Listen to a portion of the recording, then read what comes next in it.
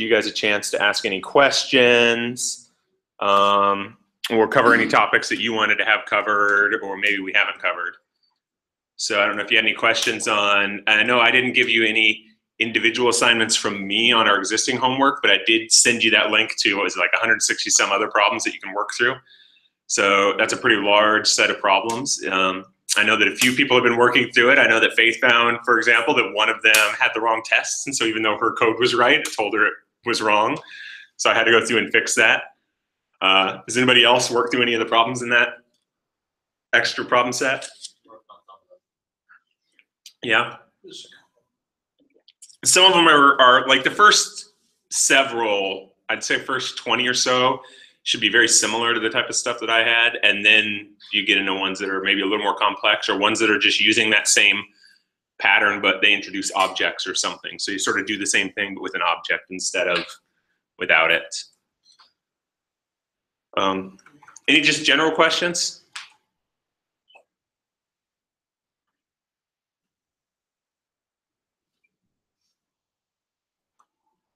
No? All right. I mean, today, like I said, I didn't quite get through everything that I wanted to in terms of timeline. I was hoping to spend the last maybe couple weeks of class really digging more into the HTML and CSS side of combining it with JavaScript. We're just going to touch on that a little bit today, and I'm just sort of calling almost today like a potpourri class, right? We're going to cover a lot of topics pretty lightly, but just to give you guys a taste for them and start introducing those concepts. If anyone really feels like afterwards they've got a topic that they wanted more information on, they want to go in more detail on, or even if they want to see more lectures or other type of material, let me know, and I will either get you a resource or record something myself after class and post it so that you guys have access to that content. But before we go there, right, you guys have been working through some of these problems, you've been practicing this stuff, and so I think this came from Ramiro originally, and I really like it. It's just sort of an encouragement bit, right? When you're first learning how to program, like, it can be really frustrating because you don't know where to start on any given problem. You just feel like you've got this blank canvas, and how do I do anything? You feel very lost, especially when you're like, man, I don't know which one of these things, like tools I've learned, I should apply and how to use it. You get stuck really easily and you don't know where to go. Like, just you keep trying the same thing, or you can't change the way you're thinking about, and there's just a lot to learn and remember. And also, probably for me at least, one of the biggest frustrations was you can see what you think is a solution in your head. Like, I know what I'm trying to do, but you don't know how to translate what you see in your head into code, right? You're like, no, I know how to solve this problem. This doesn't seem like it's a hard problem, but how do I make the language speak what I'm trying to do? And that's really hard. One of the reasons that's hard is because a programming language, unlike a spoken language, can't have any vagueness in what you're telling it. It has to know precisely what you're saying. So you can't, like in the spoken language, you can have vagueness and ask for clarification and try and understand what it is and interpret it. The programming language has to be very, very specific, which makes it hard for us because we're used to describing stuff in vague terms, loose, and letting the other person, you know, interpret the missing pieces. So, I mean, really, when you're encountering this stuff, the best tools that I can give you, and this reflects a lot of what I've talked about, is practice. Just practice, practice, practice. Keep working through stuff. That's why there's like that huge problem set, and it may feel like it's very repetitive. But when you're first learning any programming language, the best thing you can do, especially programming in general, is to get repetitive. Do that thing over and over again, because it will build that mindset in your head of, oh, I know how to write an if statement. I've written 100 if statements now. I know how to write a loop. I've written 50 loops now. And so instead of that being a barrier every time that you encounter it, it's just something that you can just type out, because that's something that you've gone through enough times. So even if you get the concept the first time, it can be very useful to go through it over and over again. Maybe even rework some of the same problems, and sometimes going back and reworking them with a different way to solve them. And then when you're encountering these problems and you don't know where to go, right, outside of the practice aspect, breaking it down and solving the smallest part first. We talked a lot about that in the class before, where we were like, oh, we know how to do a while loop to iterate over an array, so let's do that part because that's easy, and then we'll solve the hard part later. Researching and reviewing what you already know, looking over your notes, redoing your assignments to make sure you understand how they work again. Experimenting and testing. Try and break the programming language. Like you've seen me do some of that up here. Just try it out. But what you should do is when you're doing that, try and make an assumption about what the behavior will be, and then test the language or test your program to see if the behavior is what you expected, and try and figure out why it is or isn't that way, right? Like if you make an assumption about something and it confirms with your assumption, well, is that because you were right about how it should work, or is it just a coincidence? But test it out and try that stuff out, because that's sort of the best way to learn these boundaries and learn how it actually works. And always make sure you take a break after looking at a problem for a while. There's a whole domain of programming, like of really good developers who have created like concepts. One of the popular ones that I love to hear about is something called like hammock-driven development. The idea is you sit down and you look at the problem you're trying to solve, and you really look at it for a while and try and think through it. And then essentially you go sit in a hammock and just enjoy the day for a little while. Because you want your subconscious working on this problem, working through how you're going to help solve it. And then when you come back to it a lot of times, you will have worked through the things that were barriers to you.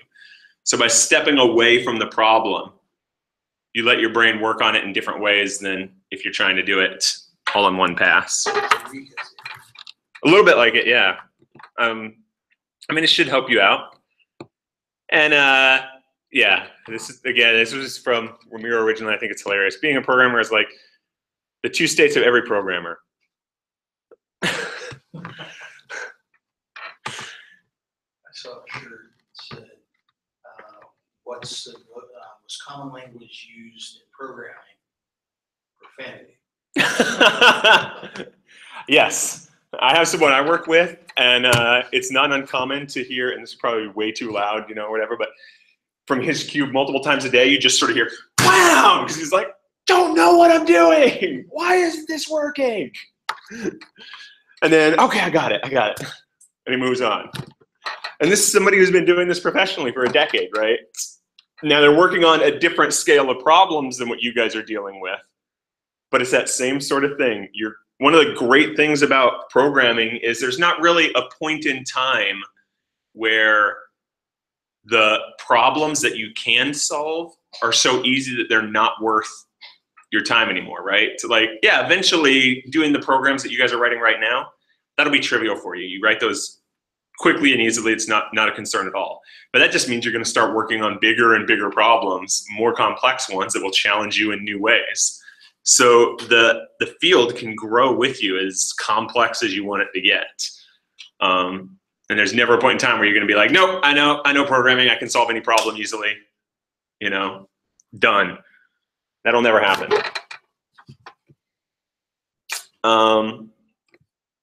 Yeah.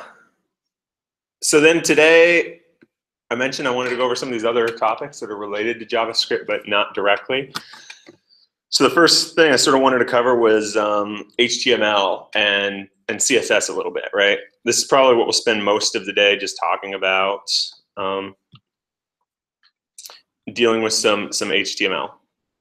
So I think the best way to work with this is to just go ahead and start with a document, and we'll build off of that. Let me collapse some stuff here so that you guys don't see as much right away. There we go. So HTML, what it stands for is Hypertext Markup Language.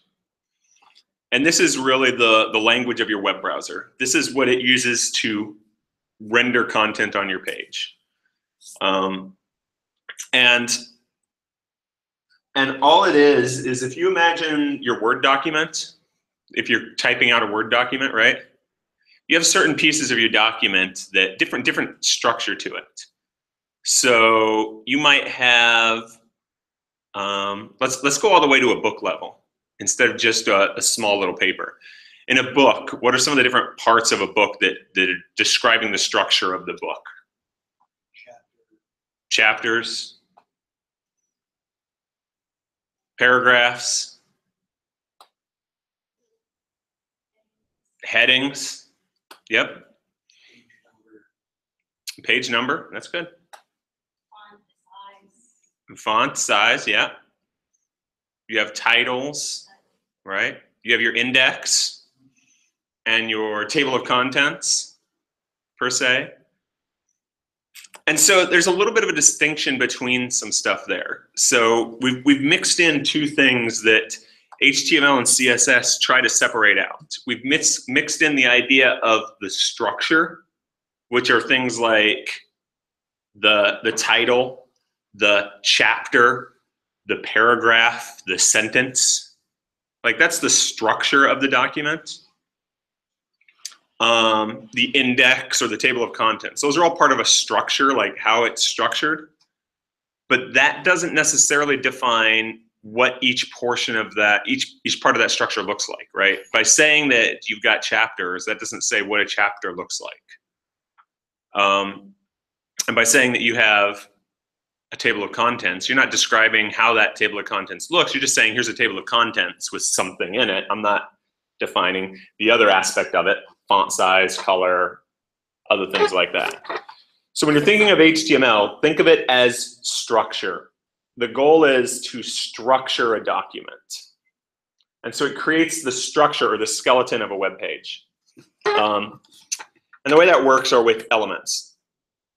You can even see it right here. The HTML element represents the root of an HTML document. So every HTML document starts with an HTML element, and every element in HTML is defined with these angle brackets and then the name of the element inside of it.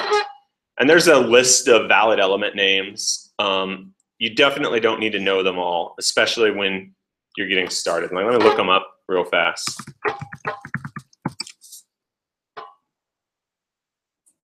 Look up a good list of them. Like here's Mozilla Developer Network, and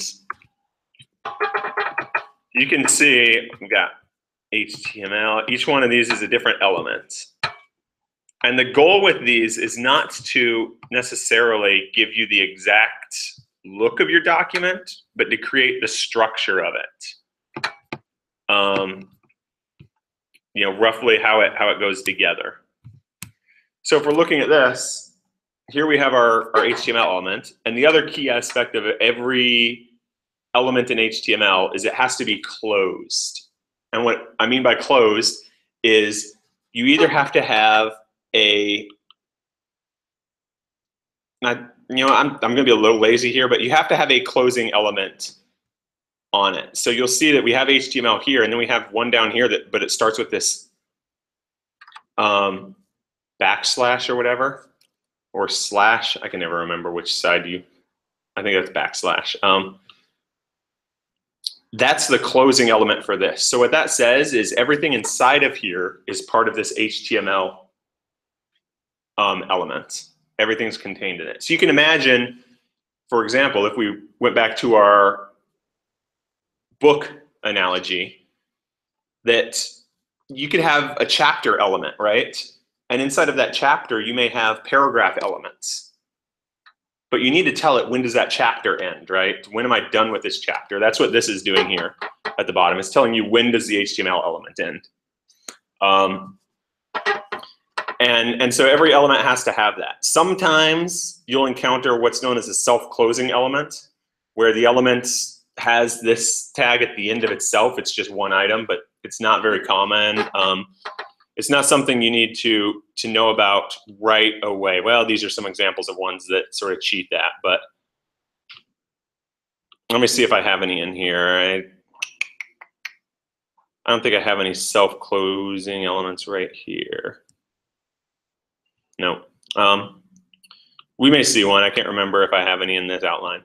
So then the next part of every HTML document is, after you've got your HTML saying this is the whole document, there's two top level pieces. There's the head and the body. The head is information that doesn't really appear in your page. It's extra information about your document. So in this case, this has something like a title that says "Through the Looking Glass" on it. And here are these links that we're going to ignore for just a moment. So this title element, and my editor helps me out a lot here. When I hover over these, it gives a description of what this means. The head element represents a collection of metadata for the document. Awesome. Title. The title element represents the document's title or name. Authors should use titles that identify their documents even when they are used out of context. So if I'm going to go over to my browser here because I've got my website up, rendered off of this content. And that title "Through the Looking Glass" doesn't appear anywhere on this page, but it does show up here in your browser tab. That's what determines the browser tab information. So it's sort of like not part of the page, but metadata information for it. So every HTML document has an HTML tag and a head and a body. And then in your head, you can have different information. And we'll see an example later with more in it. You don't need to know most of what goes in there. And one of the things I'm going to mention about today is I'm sort of introducing to you the structure of HTML, but there's no way I can introduce all of the elements and everything you can do with it. And I think since you guys have already been learning coding, which I feel like JavaScript is a much more complex domain, picking up sort of how to structure HTML should be a little easier for you than trying to do coding. So I'm focusing more on structure and important aspects of how it all goes together. And then you guys can go look up your own references for the different types of elements, or we might show a few of them off if you're interested in some of them, besides the ones that we already have in here. So we'll ignore the links for the time being. And now we have our body. And the body is the actual content of your page. And then inside of here, you can see that we've got some different elements. We've got nav. What do you think? You guys have already seen this page. What do you think the nav content is in that nav element? The links, right? Sort of makes sense, right? It's about navigation. And that's part of what HTML is trying to do for you when possible, is give you elements that have a meaning connected to them. What's the meaning of this? So if we hover over that, it'll tell you that. The nav element represents a section on a page that links to other pages or to parts within the page. All right. And we'll look at that in a minute in more detail. But then we also have this main. And in this case, I use what's known as a div element. Now, there is a main element I could have used. But I used the div element, which this even here will say the div element has no special meaning at all. It represents its children. It can be used with the class, lang, and title attributes to mark up semantics common to a group of consecutive elements. So really all div means is here's a group of stuff. A group of elements of some kind, and I don't have a better, more descriptive element name to give it, so I'm going to use div to group them together. And now is the time where we introduce the next concept for HTML, attributes. So every element can have attributes. And class is one of the most common ones. And all class means is sort of like what group, a class is a group of things that this belongs to. So I said this nav element has the class navigation. And that's just saying this is part of this navigation group of things. We'll see where this can be used in a little while because it's typically used with CSS, not on its own. And then we give this one a class of main. But you can add a lot of other attributes to these. And again, we won't go over all of them, but they can have ID, and all attributes sort of behave the same way. Like we could give this an ID of main if we wanted, which says this is the main element, but only one thing in any given HTML file should ever have that same ID. And there's a long list of attributes that you're allowed to apply to HTML items. And then if you want to add your own, you can do that as well, as long as you do like data dash. And now I can give it whatever attribute name I want. You could think of that. Remember, we've talked about objects in JavaScript, right? In a sense, you could think of this this div or this nav. That's a lot like an object that has contents inside of it and has properties as well. So it's got whatever children are in it, just like this body does. Here's its children or other elements, other objects that it has. And then it might have other properties that aren't objects. And in this case, this class is another property that's not an object, right? It's a string property on it instead. So you can see how by already learning about objects in JavaScript, it might make it easier to understand how some of this stuff works. Let's dig down a little more now, and we can start looking at, let's look inside of our navigation here. So inside of the navigation, here we've got a UL element. Anyone know what a UL element does, or any guesses? It's weird, short, non-descriptive name.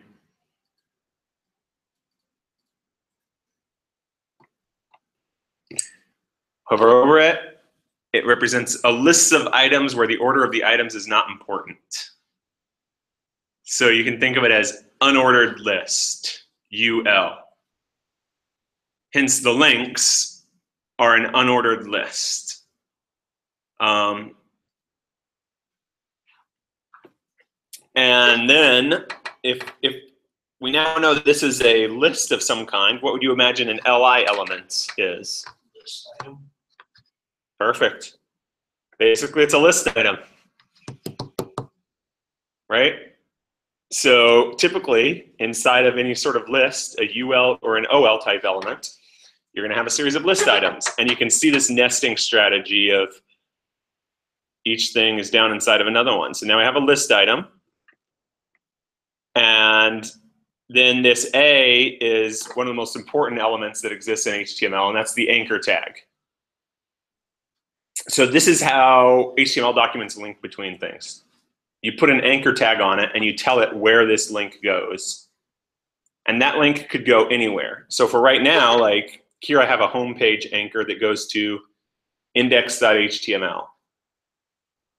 And well, the text is home page inside of it, and the place it goes to is index.html. And then I also have these other items, quote, facts, and beware, and each one of those links to a different URL, a different page. And I didn't give a full URL to these because they're all local to the same page, so you can give relative references to them. And so we can go look at that, what that looks like, right? If you click home page, it's sort of navigated back to this exact same page. And if I click quote,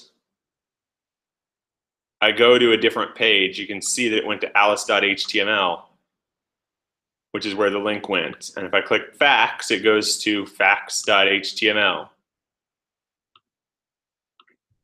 And beware sends me to yet another page. And each one of these is a completely separate page. I can show you that in a little while. And each one of those pages renders a full HTML document. So like if we look at this facts one,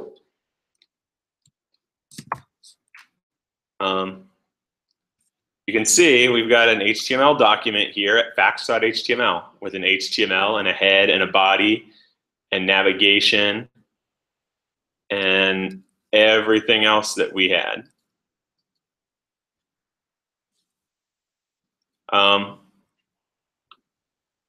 Any questions so far? So we go to the navigation bit, and let's look at the main just a little bit. And here we start to actually render some of our content. So inside of here, we've got like an H1 element. And again, my editor is really nice here because it'll help tell me what's going on. The H1 element represents a section heading. So it means heading.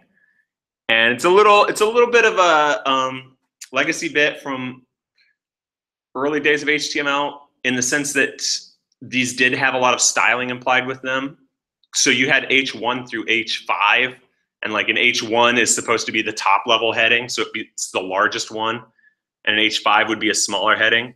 So if, for example, if we look at our page and we've got an H1 that we're rendering right now, and instead we changed that and we made it in H5. Oops, that didn't work. Let's try that again.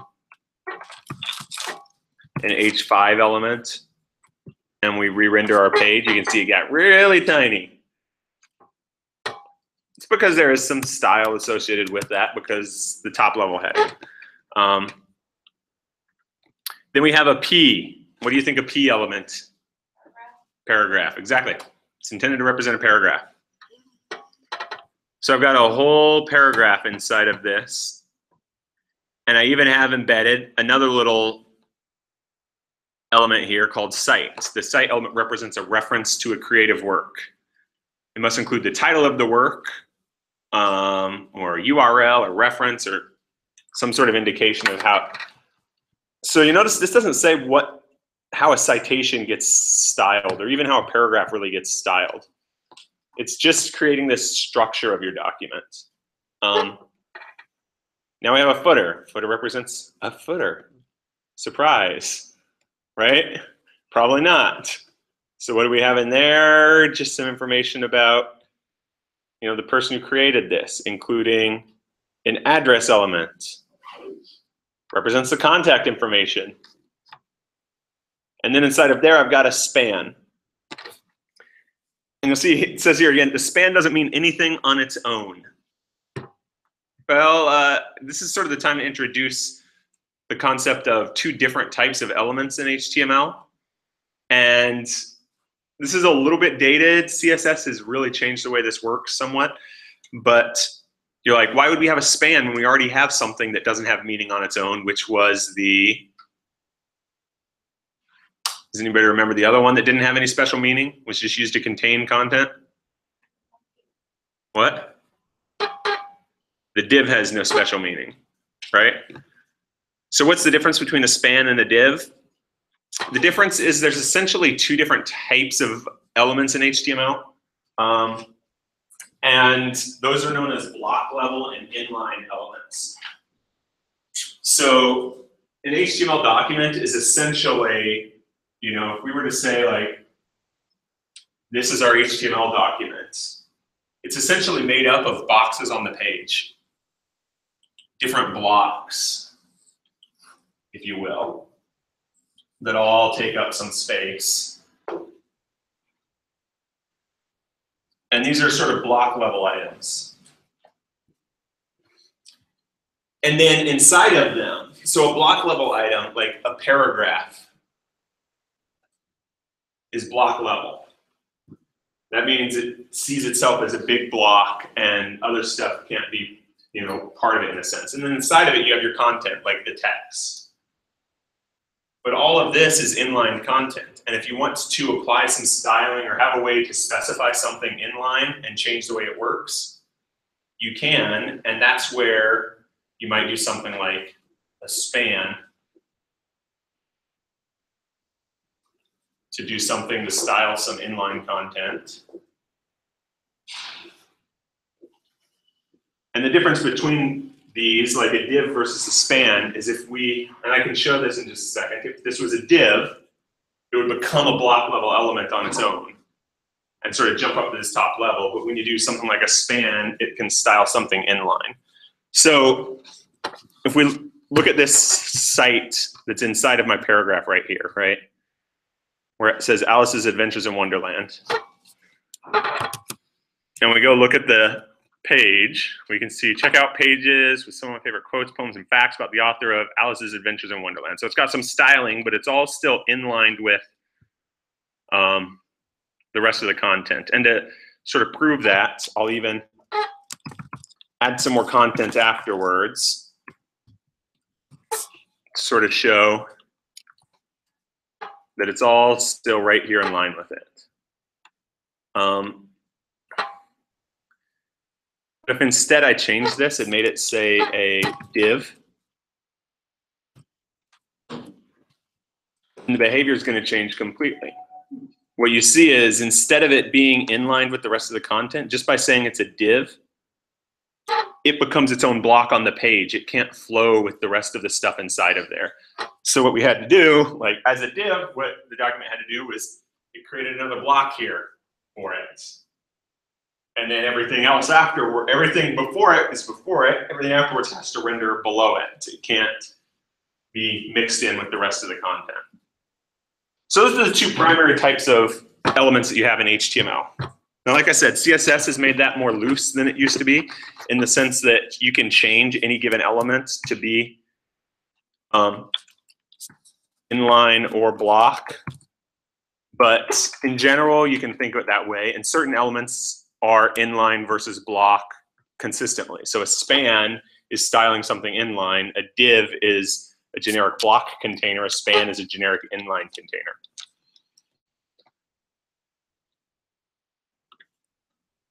So let's look at at least one more of these pages that we have. I think the facts one, maybe not, maybe the Alice one. This one has a little more complexity to it.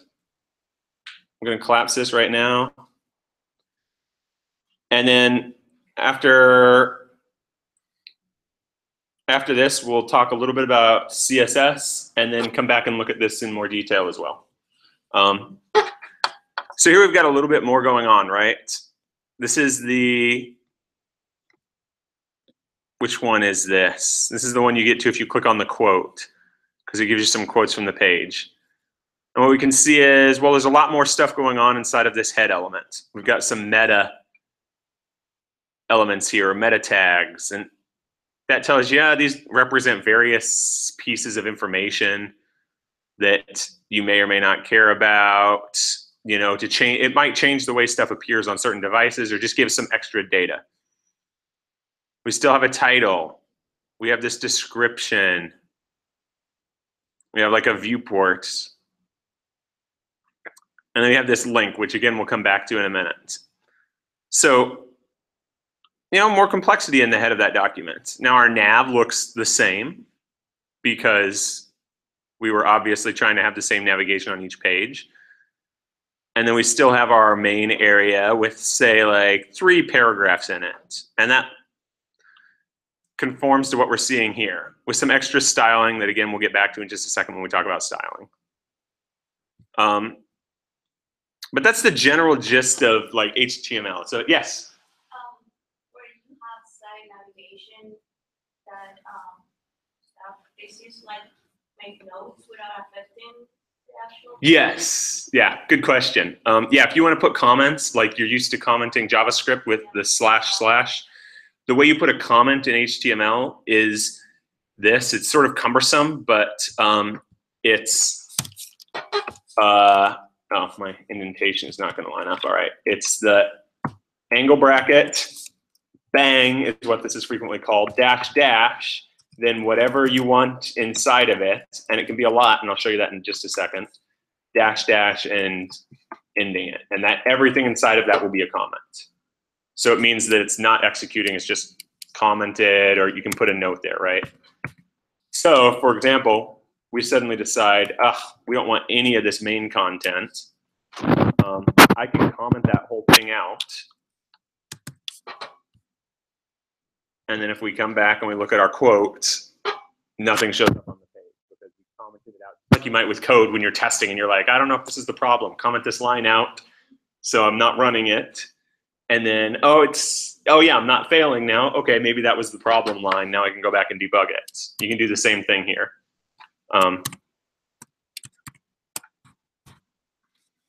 By commenting stuff out. So yeah, good question. Any other questions before we talk about CSS a little bit? No? All right. I'm gonna do splitting my screen for now. Cursor over here. I don't know which one I'm going to be presenting right now. Oh, my screens are the wrong way to what I want, but let's see which side it thinks I'm presenting on right now. Okay, that's good.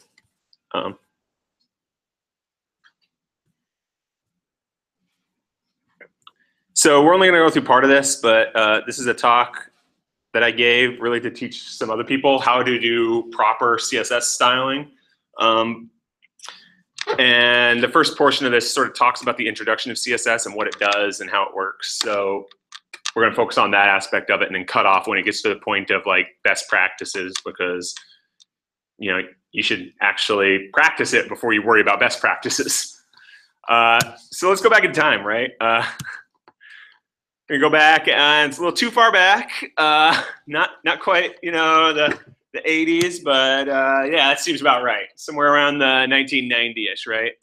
And right around then, this looks familiar, right? I've already been showing this to you guys. We've got the first website ever in 1990.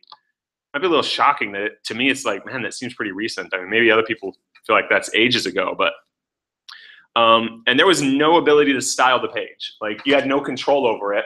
Your browser did any styling that it wanted to do.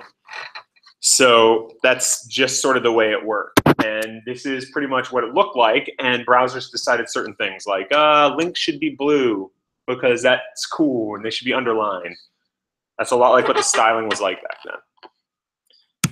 So then come around 1996 is when it was first published, or first half of 96 and standardized in 97, we get HTML 3.2. And HTML 3.2 was when we've been creating a lot of documents, but people are going, man, I really want to change the way stuff looks on my page. This is annoying that everything has to look the same. So they added in attributes directly into HTML to do styling. So you have things like this BG color equals white. Any guess what that might mean? Background color, right? Or background equals flying toasters.gif to have the type of thing that you might see in 1997, right? And a line equals left. And we even introduced certain HTML elements like B, which meant bold, and I, which meant italic.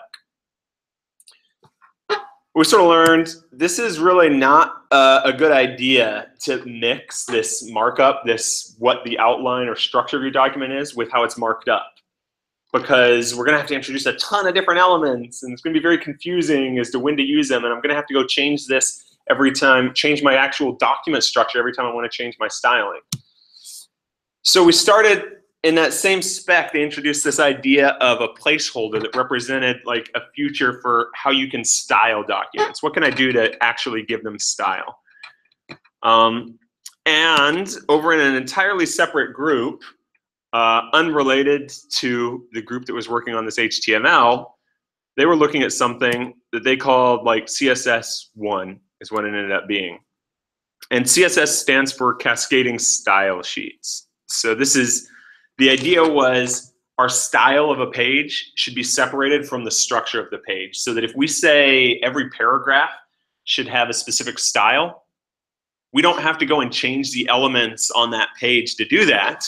We can change that style over here and say, change what a paragraph looks like. And none of the structure had to change at all. We didn't have to touch it because what we cared about is, there's still paragraphs. We just changed the way they look. So CSS1 was first specified in December of 1996. And then in December of 1997, you can see we're moving real fast with these languages. We went from 96 to 97. We've already moved from like 3.2 to 4, just flying along. We get HTML4. And HTML4 started to introduce this idea. They saw the drawbacks of what they had done. And so you see them say, as HTML matures, more and more of its presentational elements and attributes are being replaced by other mechanisms. So we're getting rid of this background color or even this bold tag. In particular, style sheets. Experience has shown that separating the structure of a document from its presentational aspects reduces the cost of serving a wide range of platforms, media, etc., and facilitates document revisions. And that's really where CSS and HTML finally came together, was right around that. So that's sort of the end of the history lesson of this. But I think it's useful to know why there's, some aspects of things you might see that exist in documents where there's still some styling bits, or you still even see I elements in HTML, except now they've redefined it to say it doesn't mean italic, it just means emphasis. This thing should have emphasis of some kind, and that's what an I means. So let's look at the 3 basic ways to apply styling or CSS to your page. and then we'll talk a lot more about the different types of styles that you can do. So the 3 ways you can do it is inline. And we already saw this, and I'll flip back over later to the web page that we had. Inline styling is directly on the element. So it's not dramatically different from what we had before with, you know, that BG color. It's just the style attribute. This does not get far enough over there. It gets way too dim. A style attribute directly on your element. And then inside of there, there's some structure. Don't worry too much about this because the next slides will cover that structure a lot better. But that structure gives it styling. So this one, you know, would say, let's have a 3-pixel solid red border and give it 2 EM of margin. Don't worry about what EM is. And 5 pixels worth of padding. And that's how you can do it inline. That's inline styling. Then you have the idea of external styles. So external is where you get the sheet part of cascading style sheets from. So what you have is a separate file, like this main.css file. Yep, this doesn't work, does it? All right. This main.css file. And that's like our JavaScript files that we've had, or these HTML files. And remember, we had already seen when we were looking at this website some of these link tags, and I said ignore it for now. That's a way for this site to say, oh, here's another resource I need to load up and use on my web page to help render it. I use a link tag and specify some stuff about it. It's a style sheet, and here's where to find it.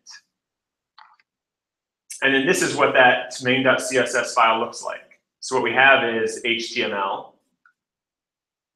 And what do you, if you were to guess, what do you think that HTML bit there is specifying?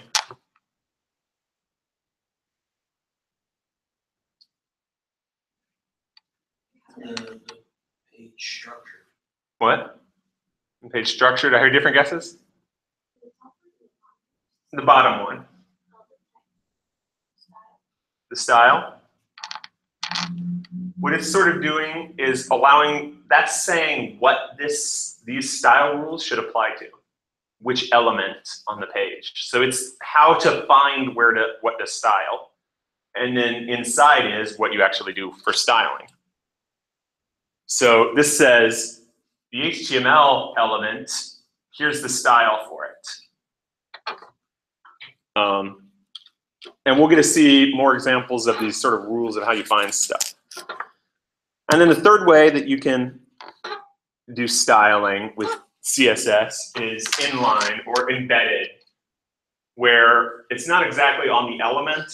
What you did is you just put a style element inside of your HTML and wrote your rules, but the rule writing is the same way as if it was a separate style sheet. So your CSS rules in this case are just on your page, but not attached to each individual element. So let's break this down a little more in terms of what this CSS is. This first part, that's what I was talking about, this is what's known as your selector. So this is how CSS knows what elements to select on a page to put this styling on. So this one says these styles should apply to paragraphs, right? And then inside of these curly braces, a lot like JavaScript or something, you have your styles that you're going to apply. And this whole thing altogether is known as a rule, a CSS rule. And then each one of these is known as a declaration. And a declaration is made up of a property and a value. The property is what property of the element you're going to style, and the value is how you're going to style it. So this says margins. So every box on an HTML page can have a margin. And again, this is, as I was saying before, you could have an entire class on just HTML and CSS, but a lot of it is just sort of memorizing different aspects of it. It's not learning something like a programming language. And so I don't think there's quite as much value in teaching all of the different pieces of this. So each one of these properties, these exist on different HTML elements. And as you guys play around with it, and I really encourage you to do this, and I'll show you a very easy way to play around with tons of this in a minute, you'll get a better feel for what this type of stuff means. But A margin is extra space around your element. And this is saying give it a certain amount of extra space. And this EM just means relative. Don't worry about that right now. And then this is saying, oh, give my element a border of some kind. A 3-pixel dotted border with this is the color. Again, don't worry about what that means for this is the color right now. And then we're even saying here's some padding around our elements. So that's the basics of CSS in a rule. Now, I said this is your selector up here, right? This is that P is your selector. Well, CSS has a lot of powerful ways to select the elements to style. You can use things other than just the element name.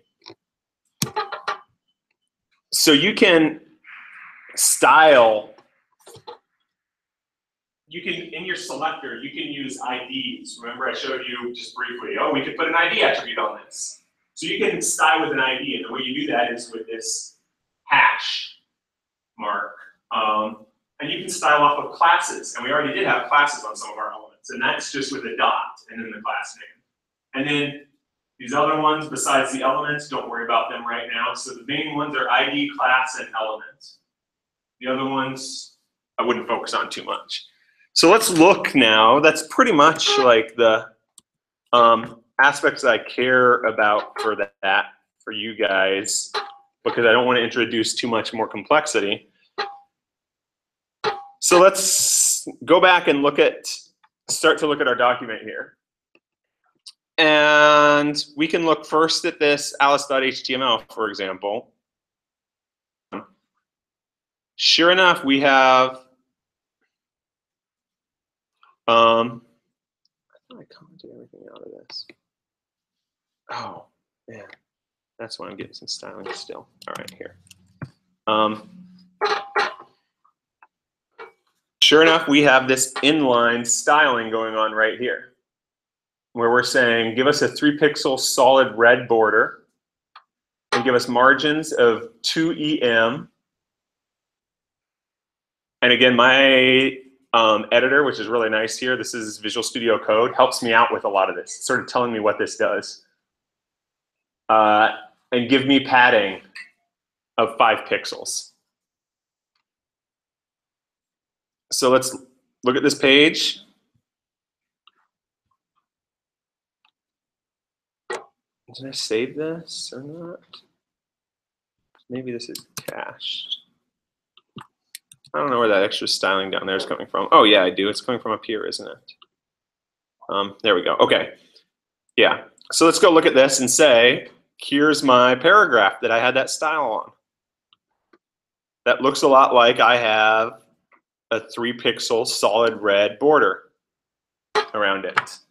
And that's how you can style elements and give them different behavior.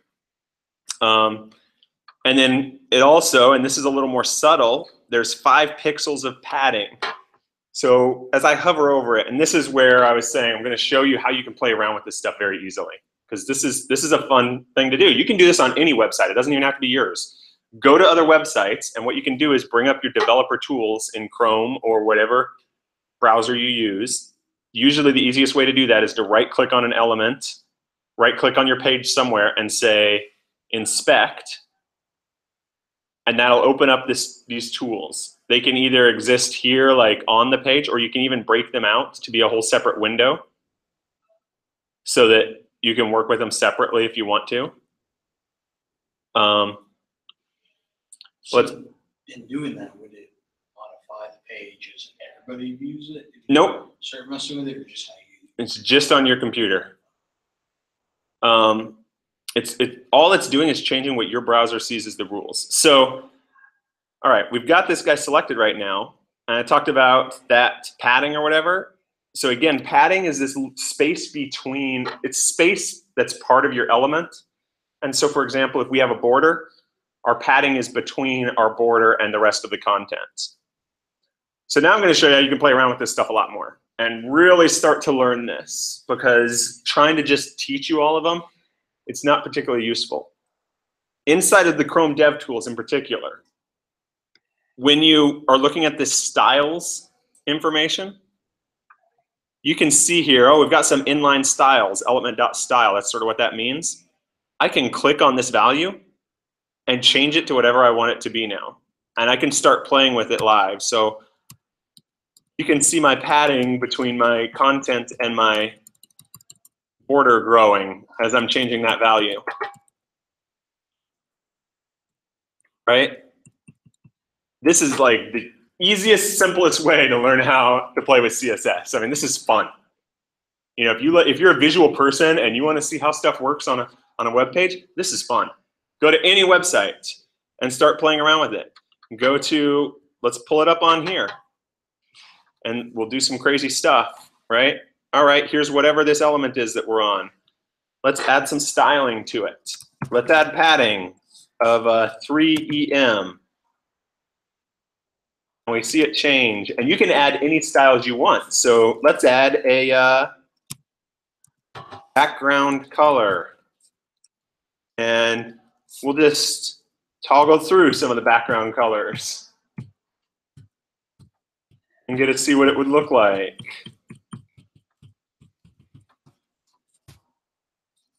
You know, let's go with something that didn't look too bad. That's not horrible, right? Let's, what else should we, I mean, and the interesting thing is if you start typing letters over here, it'll show you the properties that exist or that you can style. So like A, here's all of the different types of things that I can apply. There's tons of styles. B, well, I've got block size and border bottom and background size and border color. This is why I'm saying there's no way I could introduce you to all of these. There are hundreds of different style attributes that could apply in different cases. Let's do this. Let's do font size for this element. And let's make the font size, like, we can set it to something specific. Here we made it extra, extra large using these different values. But we can also set it to like an exact pixel value, like 40 pixels. And then if we don't like that, you can play with it and adjust that number up and down and see what you want it to be.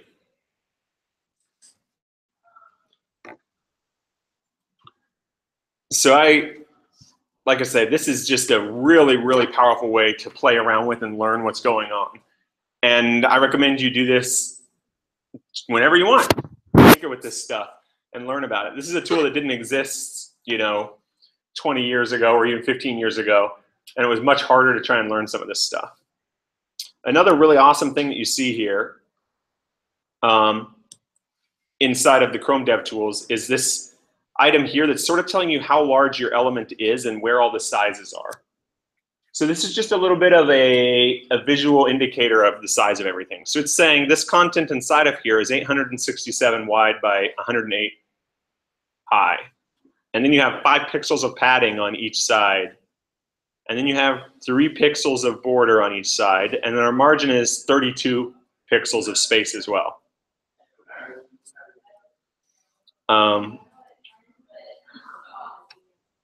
Since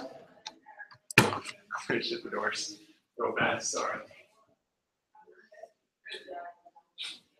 Can we do that door? I just don't want the noise to disrupt us too much. Any questions so far on this? So, if you were a programmer or developer and you were actually doing this for a company, I guess you would have the sentence saved somewhere, so even though a user could go in and change it for their browser, then you have it set somewhere else, correct? Yeah, in whatever file you serve up, right? Like, I mean, here I've changed this, right? But I've only changed it temporarily. So if I refresh this page, it re-renders all the real content. Okay, and the main page is saved where the person created the whole. Yeah. Okay. For anyone who was here at the end of class last time, I talked about the difference between the web server and your browser and the client or whatever. So when you're making any of those changes, you're only changing them in your client.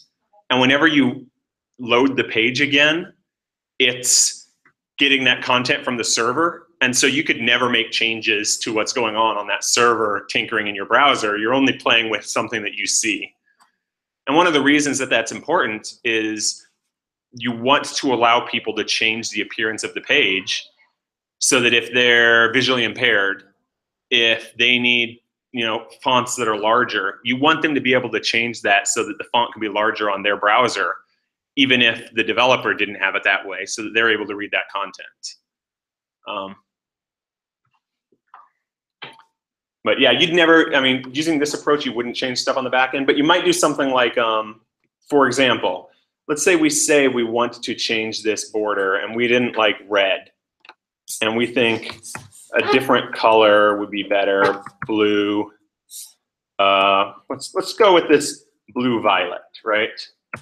So we've changed it and we like the look of that, but that doesn't save it back. So if we reload this page, it's red again.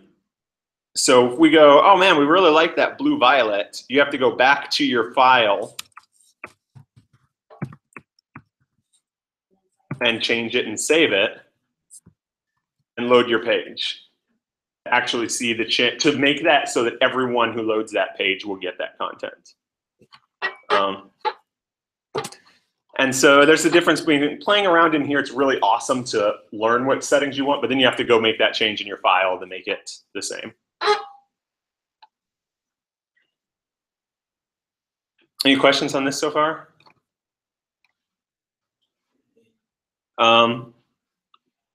So here we had our inline, and then right up here we've got what I called embedded. So let's look at this as well. And there is something sort of interesting happening here. We're saying, all right, here's an embedded style, and what should this style apply to? What type of elements? Paragraph elements.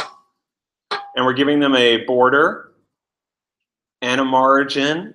And our margin's a little different here because we're giving two values, which means these are all shorthand. Like this is actually shorthand for doing this. This margin is shorthand for saying margin top, 1 EM, margin bottom, 1 EM, margin left, 4 EM, and like margin right, 4 EM. That's pretty tedious to have to type that out. So there's a whole bunch of little shorthand tricks built into CSS so that you don't have to type things out. There's a way to say top and bottom and left and right. Like if you give it two values, if you only give it one, then it means that margin applies to all sides. And then we give it a padding. So we said this should apply to paragraph elements, right? And if we go look at our page, sure enough, we see that it applies to paragraph elements. But is there anything that jumps out at you as a little weird? It's on this paragraph.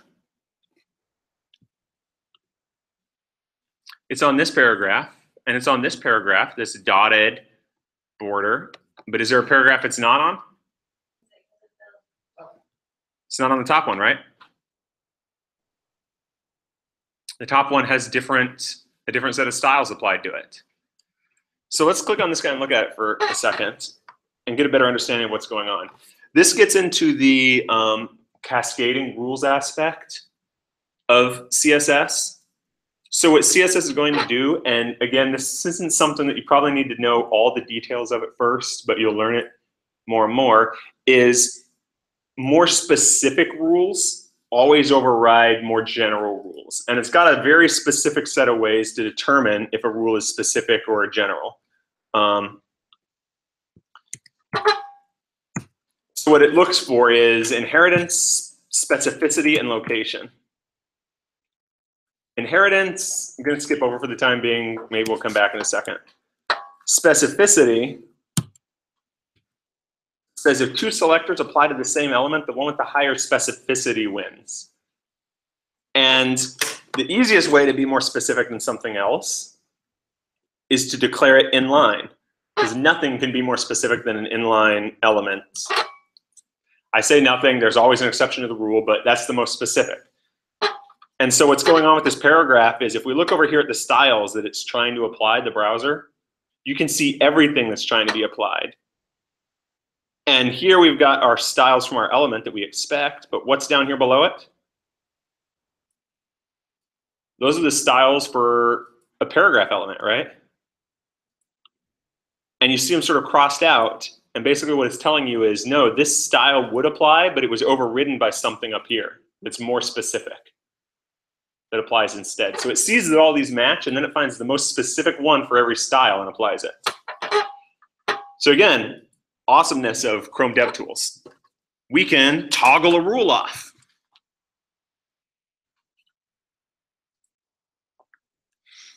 And just say, I don't want to use this rule. And what you see is this style now applies because it did match, but it was being overridden by the more specific one. Now it just fell down to the one down there. We can toggle a different rule off. And you can see that the one down there applies instead.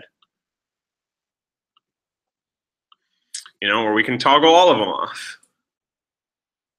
and see that for all of them, the more like the other rule now applies, but it was being overridden by the more specific rule.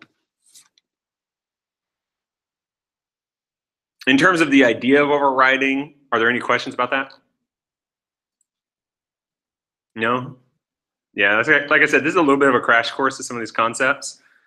There's a really great, we're going to go over a lot more resources at the end, but there's a really great, this Learn Free Code Camp bit has a really good like step-by-step HTML and CSS, go through all these different aspects of it. And it's going to teach you a lot of the core aspects of styling and HTML. So if this is something that really interests you, that's probably one of my biggest recommendations, is to go through something like that to get a lot of those details. And those are a lot like the REPL.it type items where you'll do something and it'll verify whether or not you made the change the way it was expected to be made. So you get instant feedback of what's going on.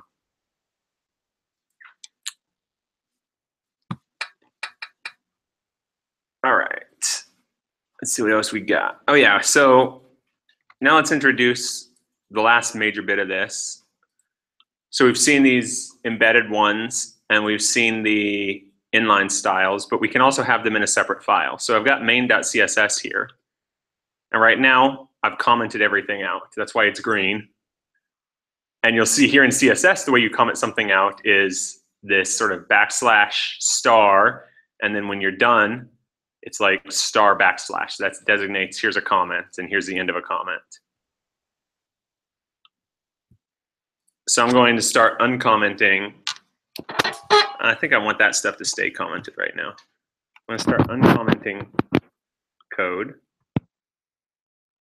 Oh man, it's all wonky. All right, let me try and figure it out. Oh, here.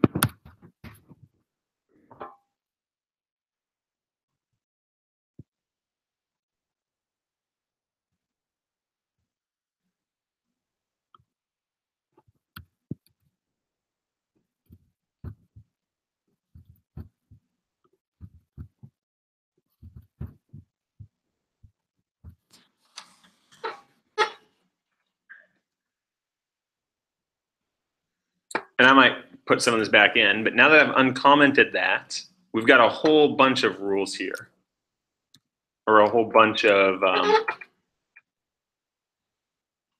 yeah, a whole bunch of rules to match. And so if we go back to our home page, we begin to see that the style for this has changed a lot from the way it looked before, right? So what do we have going on here? Let's start walking through it and looking at the different elements and what's going on. So at this top HTML level, we're setting something. We say the font size is 16 pixels. This is the inheritance aspect of CSS, where certain styles, certain attributes are inherited through your document.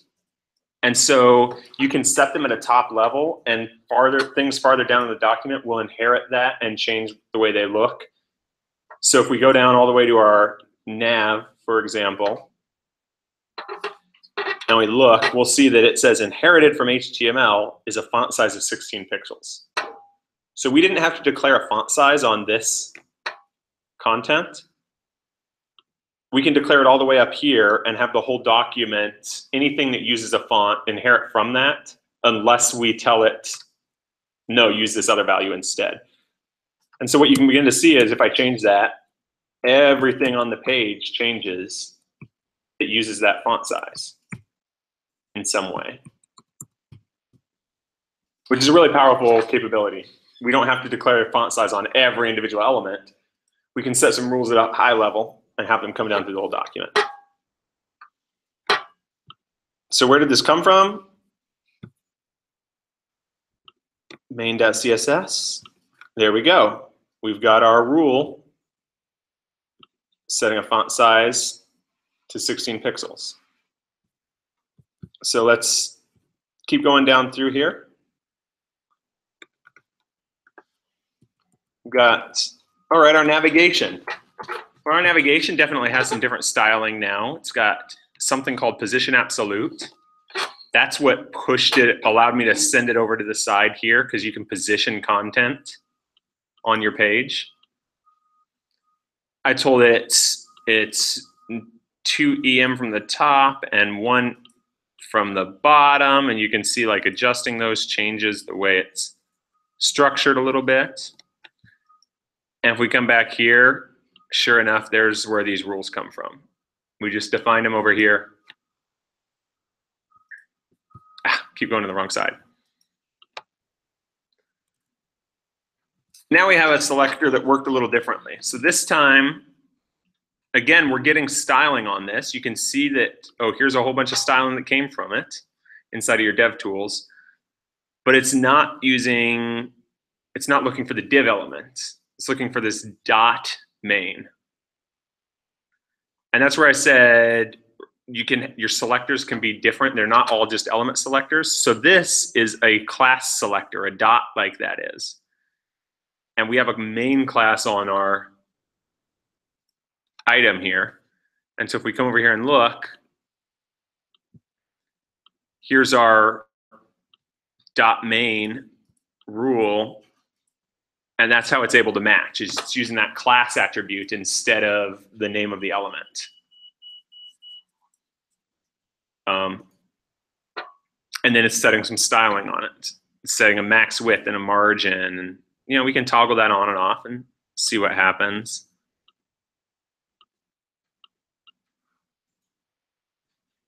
If we do that.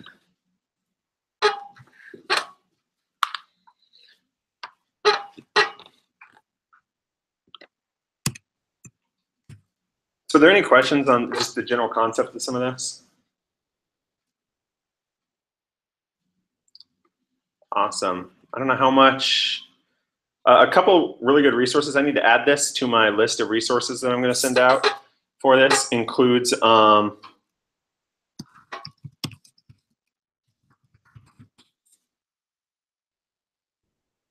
am I looking for here? There's a really good tutorial on the different types of layouts for HTML. I'm going to leave this open because I'm going to add it to my list of resources that I'm going to have on this lesson or whatever. And this is a very simple tutorial, but it talks about how to do positioning of content. So you saw me do that position absolute with some of that content before. This is a really good way to learn how to do some of that positioning and what that means. And it's the way that you position different things on your page. And then there's a really good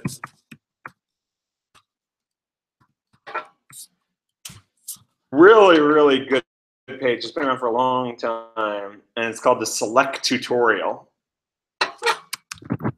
It goes over the basics of sort of this CSS in a lot more detail. And it's got a lot of sort of examples for you to try and work through here. A step-by-step tutorial of styling something. So if you really like CSS and you really like what's going on here, I definitely recommend you check these out. I'll leave these open because I'm going to add them to my resources at the end of this. But two really good resources to learn some of this stuff.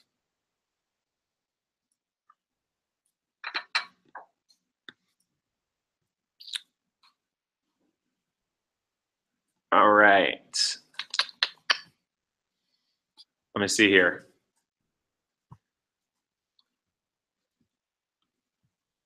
So are there any questions about any of that content? Right now, I know that's a ton. That was, like I said, this is a fire hose right now. And we'll probably finish just a little early today, and then I'm happy to sit around and talk in more detail with people on this, or to include a whole bunch more resources, or if there's topics that you really want more on, I can take notes on those, and like I said, do some extra videos or something, or even if people want to do remote sessions, afterwards, we can schedule, like, it can be on the same schedule as we've been having class or something. Like, yeah, I'll just do a talk from home or something afterwards. But I'm definitely open to discussing this stuff more and playing around with it a lot more.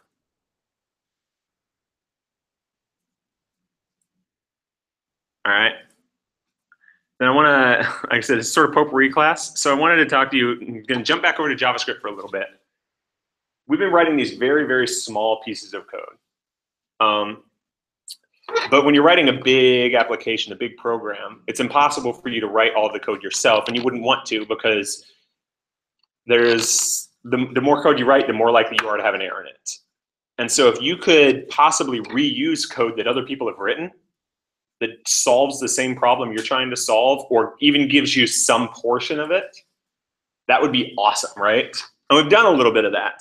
We've done that through using the stuff built into JavaScript, right? Like, for example, math.random. But we didn't have to write a random number generator. But there's still a lot of stuff that isn't in here that we might want. Let's say we want to be able to encode some string. We want to change a string from a certain thing and encode it with some encoding that somebody else can then reverse and read back out. Well, that's complex, a lot of stuff to write, for example. We wouldn't want to have to do that. Let's give a whole bunch of other examples. We've done, now I'm going to show you something that'll just, you'll be like, what? No, like, we've even done stuff like numbers, right? Like, I'll just, an array here. And I don't think I necessarily gave you this assignment. A very common one might be reversing this, right? Reverse this array so the one item at the end is at the beginning. And that's a good assignment to work on. But everyone has to do stuff like that all the time. You wouldn't want to have to do that. So there's something built right into JavaScript, for example, to do that. But what if you had more complex things that you wanted to do against an array? Let me find, I've got this big collection of data and I want to find everything that matches. I mean, there's hundreds and hundreds of different things that you're going to want to be able to do. And a lot of it uses the same code or the same concepts underneath. And so instead of having to learn how to, this is one where I'm not going to be able to walk you through all of what this means, but I'm just introducing you to the idea. Instead of having to write all of that from scratch, we as programmers have created these big repositories, places where you can go get other code and use it in your code. So an example of that for JavaScript, probably the most popular place, is called, it doesn't necessarily stand for Node Package Manager, but that's what everyone thinks, NPM. And there are literally millions of packages out there, or modules, if you will, out there to do different things for you. So let's say, I talked about encoding before, and let's say we wanted to, I don't know if I'm going to be able to find this, but I'll bet you, there we go. Let's do a Caesar encoding. Anyone familiar with a Caesar encoding? Anyone heard of it before? Basically, the idea is you shift every letter in your word 13 characters forward in letters. So it's a little hard to explain easily, but if you had, your full alphabet written out, A, B, C, D. Where am I going to get 13?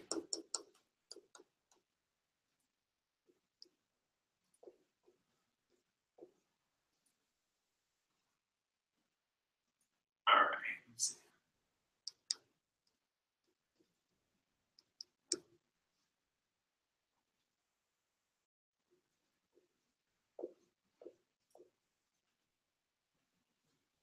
So a Caesar encoding would do something like this. M N O P Q R.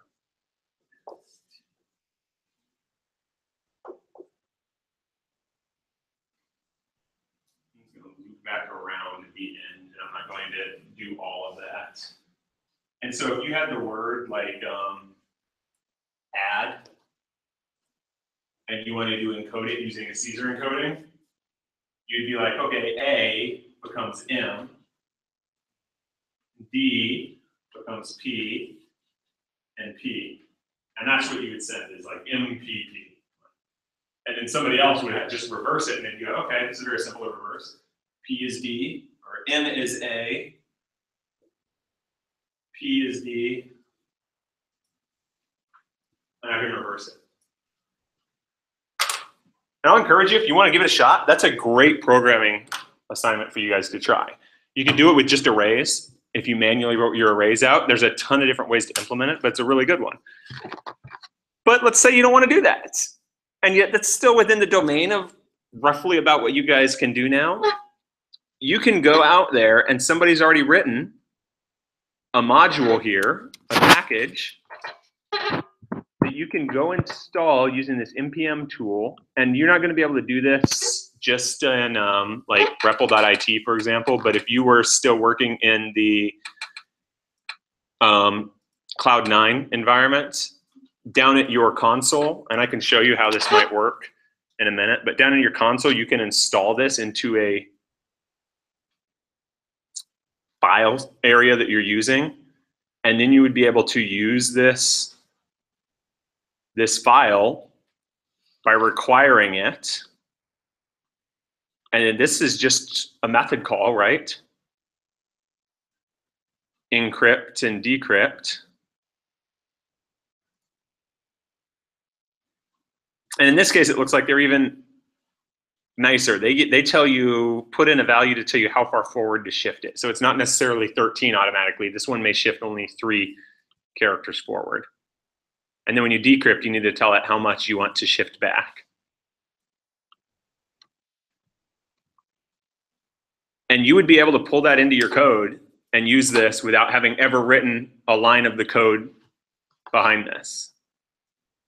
And this is where these huge module repositories come in, is there's tons of stuff out there that you can use. So this is a very, very simple example, right?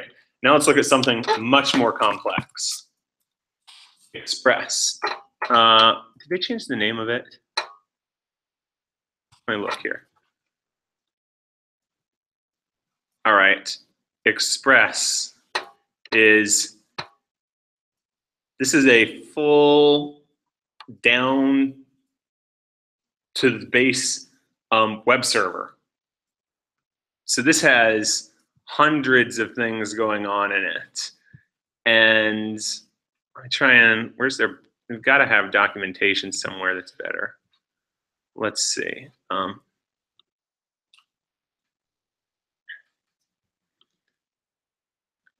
This has just hundreds of methods available to you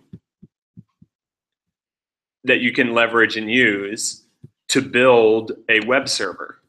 So instead of having to write all of this from scratch to build a web server, if you were doing that in JavaScript, you could go look for a module that worked the way you might want, like this, and use it to do a lot of the work for you instead of writing it from scratch. And there's just, like I say, there are literally millions of packages out here. Like Express, you can see this thing in the last week was downloaded 3 million times by people. That doesn't mean that 3 million new projects used it, because projects have to re-download stuff over and over. But that means this is used by thousands of projects, if not hundreds of thousands of projects across the globe. So they don't have to write that code. They get to reuse it and leverage it. And that's the idea of a module repository like this. Like I said, there are just millions of things out here for this. You could do, you can probably even just look up like video game stuff, video game name generator, emoji video game. This is a little bit beyond what you guys have worked with so far in terms of using modules, installing them, and building projects with them. But that's showing you the next step up in coding, where you're not going to write everything from scratch anymore. You're going to leverage tons of code that come from other people to greatly accelerate what you're able to build.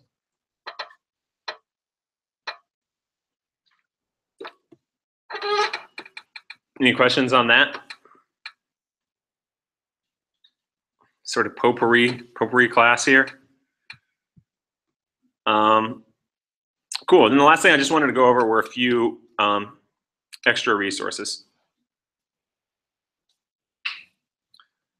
So going forward, right, you're going to want to keep learning, keep working on stuff. Here's a few resources that I found useful. And these links will be in these notes when I post them right after class or whatever. And I might even create just a whole separate links document so that you guys can reference that very easily and post that up on Slack for anyone who wants to keep learning. Here's a really, like, this is probably the best one for you at the point you're at right now. There's something called, it was recently created. In fact, it happened, I think, while we were in our class. If I had known about it at the start, I probably would have used it as the basis for most of the lectures. Sort of book called The JavaScript Way. And the goal is to be sort of a modern introduction to JavaScript. And we've covered pretty much everything from part 1 of this book. I mean, not quite, but pretty close to everything in part 1, which is variables, conditions, repeat statements, object-oriented programming, etc. But this book even has a couple other areas, right? We just started touching on this idea of a web page today. And then it even has you build a web server. So this book takes you through, it'd be great if you're review section 1 and go through it all again, because it'll help reinforce the JavaScript portion. And then if you work through it, you eventually get to the point of building a little sort of social news web page. I haven't gone through the other 2 sections to see what difficulty level they're at, but this whole first section is about the same pacing that we've done in class. So it works really well as a review of everything that we've covered. The next one, well, this isn't the very next one. Like I said, the next resource that I think is very close to sort of what we've done in terms of level is this free code camp. And they have tons of content. But at the start, they start you with HTML and CSS. So they start from this HTML side. And then jQuery here is where they're essentially introducing JavaScript. jQuery is a very popular library to help you work with JavaScript on a web site so that you don't have to deal with some complexity there. But they even have a basic JavaScript section here that's going to be a lot of the same content that we've covered. So if you want another resource to go through a lot of these same types of problems, this is a really, really good resource. This basic JavaScript portion, probably about the same stuff we've covered with a few topics that we didn't, and some other items in there. And it'll probably get to about the same level of difficulty, maybe just a hair bit harder. So another really good one at sort of that same level, if that's what you're comfortable with right now. Then sort of ramping it up in terms of the level, you've got this book here, which is amazing, but it's definitely a little more advanced, I would say. It's called Eloquent JavaScript. It's free online. And it goes into just a lot of concepts of how to code with JavaScript, but the goal is to teach you how to write it well, not just to teach you the language, but to teach you the best approaches to the language and how to use it in powerful ways. So it's definitely, faster paced. We probably didn't even finish covering everything through like this chapter 6 of it in our class. But it's a really, really awesome resource. Then if you really, really want to dig deep into JavaScript and know all of the bits and pieces, every nasty little portion of it, there's a book series called You Don't Know JS. And these are all free resources, by the way. I'm not linking you to anything that costs money. You can purchase most of them if you want, but all of them have a free version available. and you don't know JS, the first like 2 or 3 books are a lot of the same material that we've gone over: Introduction to JavaScript, Scopes, which we talked about, and Objects. But we did sort of the, I don't know, 1,000-foot view of how all this stuff works. This is getting into the nitty-gritty, all the very deep details of it.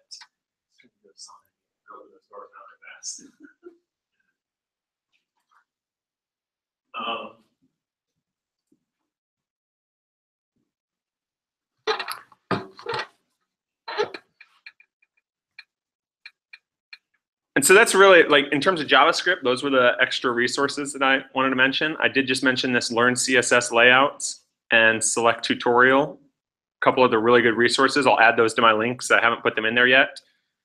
But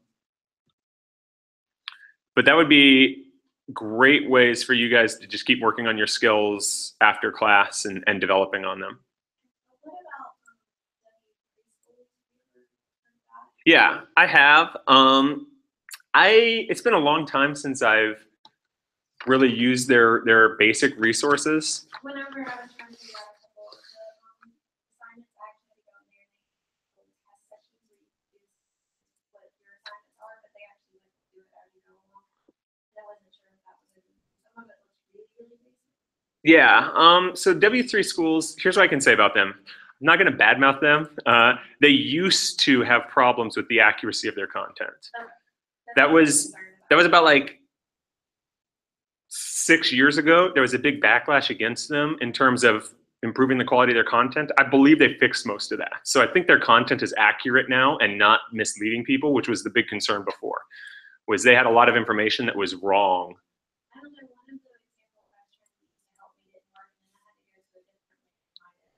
Right. Now, they do have, I mean, they've got that great try it now capability to go in there and play around with stuff live in an environment, which is a fantastic tool. So I definitely don't want to discourage you from using W3 schools. But if you want somewhere that I would say is like the reference source, the place that you can really trust is going to have accurate information on JavaScript or HTML or anything like that, there's something known as the Mozilla Developer Network. It's not as friendly navigation and usability, and they're trying to work on some of that. But it has, I would say that there's no more canonical place to get information about how stuff works. This is probably the best reference for most things that you would ever want. And so, like, I talked about CSS. Here's a complete reference of CSS. And they even have little learn web development. Here's a set of approaches for how to do it. Now, like you can see here, it's definitely not as friendly as the W3C schools layout or whatever. But it definitely works. This is why, by the way, I said there's no way we can try and go over all these different properties of CSS, because that's the number of different properties that can exist in CSS that you can apply styling to in some way. There's a lot, and it's growing every day. Yeah, so they're a good resource, especially to like play it around, try it out stuff. But they're probably not structured in a way that's, I don't think they have anything wrong anymore. But if you're looking to really learn how to build up more complex code or how to think in a more complex fashion versus just doing some more basic assignments, some of these other resources will be much better for that, because they're going to start combining concepts and building complex applications as opposed to like helping. W3 schools is a great resource for that. How do I do this one simple thing? I use them too. It's like, I can't remember this syntax for this simple item. All right, I've got it. But when you're trying to learn how to build more complex programs, there's better resources.